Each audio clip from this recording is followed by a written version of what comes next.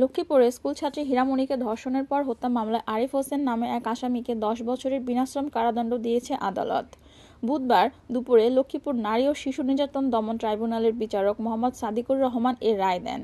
হীরামণি সদর উপজেলার দক্ষিণ হামছাদি ইউনিয়নের গোপীনাথপুর গ্রামের মৃত হারুনুর রশিদের মেয়ে এবং স্থানীয় পালেরহাট উচ্চ বিদ্যালয়ের নবম শ্রেণীর ছাত্রী ছিল। দণ্ডপ্রাপ্ত আরিফ একই ইউনিয়নের পশ্চিম গোপীনাথপুর গ্রামের মোহাম্মদ হানিফের ছেলে। এদিকে মামলার রায়ে অসন্তোষ প্রকাশ করেছে মামলার বাদী হীরামণির মা ফাতেমা বেগম। ট্রাইব্যুনালের সহকারী পাবলিক প্রসিকিউটর তারিক আল আমিন রিশাদ বিষয়টি নিশ্চিত করেছেন। তিনি বলেন, আরিফ যখন গ্রেফতার হয়েছে তখন তার বয়স ছিল 17 বছর 11 মাস 22 দিন। এতে আদালত তাকে শিশু হিসেবে গণ্য করে। শিশু আইনে 10 বছরের সাজা সর্বোচ্চ রায়। আসামিকে আদালত সর্বোচ্চ রায় দিয়েছে।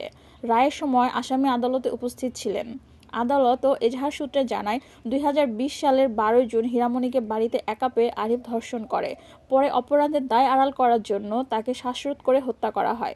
এ ঘটনায় 21 জন সন্দেহভাজন হিসেবে আরিফকে গ্রেপ্তার করে পুলিশ। এর আগে 15 জুন তরিকুল ইসলাম অয়ন ও সুমন পাটোয়ারি নামে 2 জনকে গ্রেফতার করা হয়। তদন্তে ঘটনার সঙ্গে অয়ন ও সুমনের সংশ্লিষ্টতা পাওয়া যায়নি।